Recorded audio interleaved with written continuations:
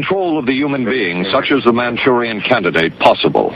We are not professing to tell you the complete story of these activities. We are professing to tell you the complete story that we know. But these records that we've uncovered don't tell the story. They tell pieces of it. This is a story that has been told in bits and pieces over the last few years. This is an attempt to pull most of it together. We know we don't have the full story. We do, however, have some striking new revelations and insights. It is a story of a concerted search by several United States intelligence agencies to perfect mind control. Have secret experiments been carried out on ordinary, unsuspecting people by government scientists who are trying to develop a terrifying new weapon? A weapon to control the human mind.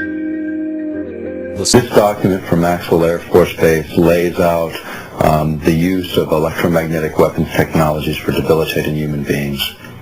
Using electromagnetic warfare against human beings, you can cause disease, you can cause hysteria, or you can cause passivity for population control. Extremely low frequencies affect us because they are the same frequencies that our brains output. And when they're in the environment around us, our brains try to entrain to them.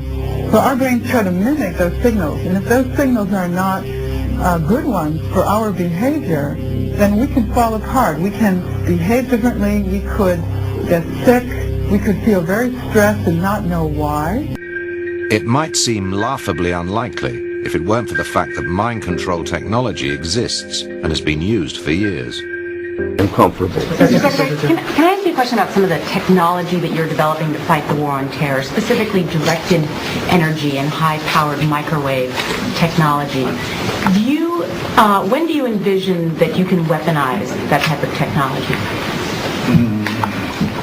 Goodness. It is in, for the most part, the kinds of things you're talking about are in varying early stages. Do you have anything you'd add? I don't think I would add much. I think they are in early stages and probably not ready for employment at this point. You sound like you're willing to experiment with it. I think that's the point, and I think, we have, I think, from the beginning of this conflict, I think General Franks has been very open to looking at new things if there are new things available, and has been willing to put them into the fight even before they've been fully wrung out. And I think that's not referring to these two particular cases of directed energy or high-powered microwave, but sure. And yes, we will continue to do that. And that became a whole new review for military technologists in this country, thinking maybe we can use electromagnetic fields to manipulate what's going on in the brain.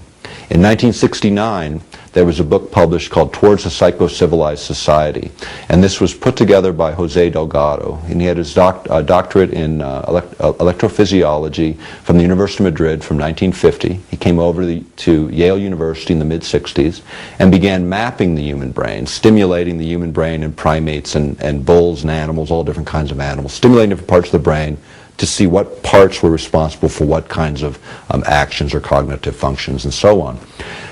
When I learned that our administration in Washington was looking at a program called Vision 2020, and Vision 2020 actually is a program for the United States to dominate the world from outer space.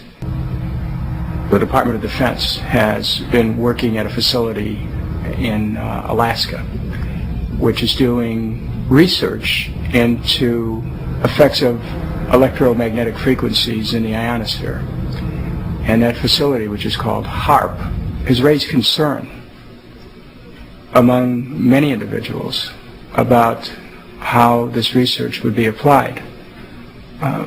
For example, we know that according to some of the research, as these energy pulses are directed into the ionosphere, they can have somewhat of an effect. You could do it on an individual basis or a very large basis. In fact, if you go back to the work of J.F. Gordon MacDonald, he was a geophysicist at UCLA, and he was a science advisor to Lyndon Johnson. He wrote a chapter in a book called Unless Peace Comes, and the chapter was called How to Wreck Your Environment. But within that chapter was a section that said, if we could ever learn how to electronically stroke the ionosphere ionosphere, this layer that begins about 30 miles above the Earth's surface that's electrically charged. If we could ever figure out how to electronically stroke it, he said, to get it to send a signal back to the Earth, we could affect the behavior of people over huge geographic areas on a hemispheric basis.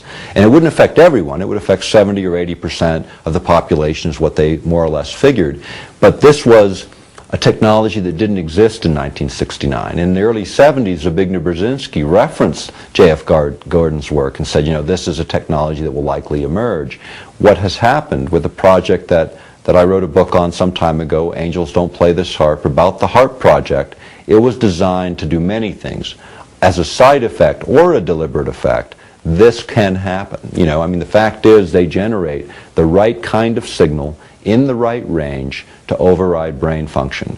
But this same kind of signals in the same frequency range, can affect human mood. The human brain operates on very low frequencies.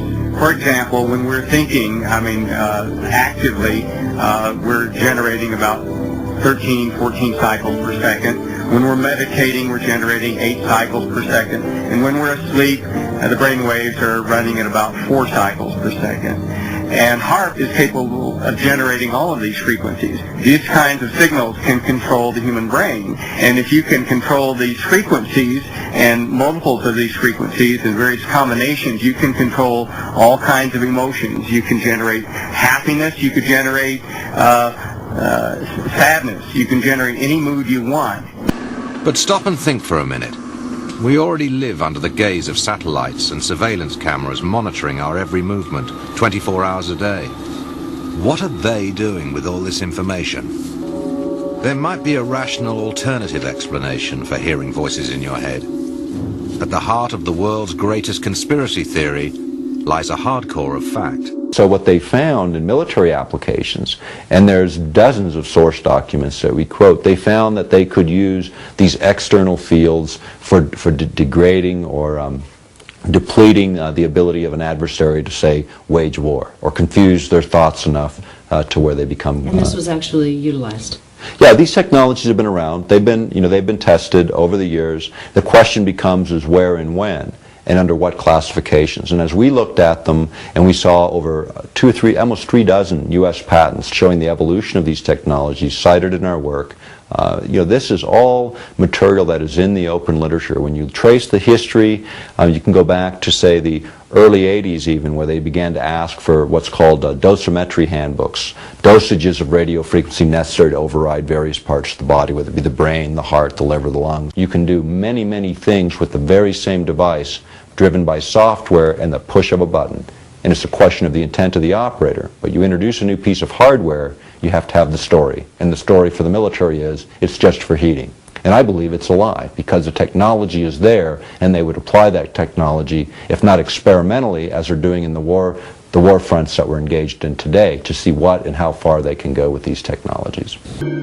Let's face it, we know enough about governments and their secret servants to know that if they could do this, they would do this. If they could find a way of making us all believing what they say, damn right they're going to pursue it.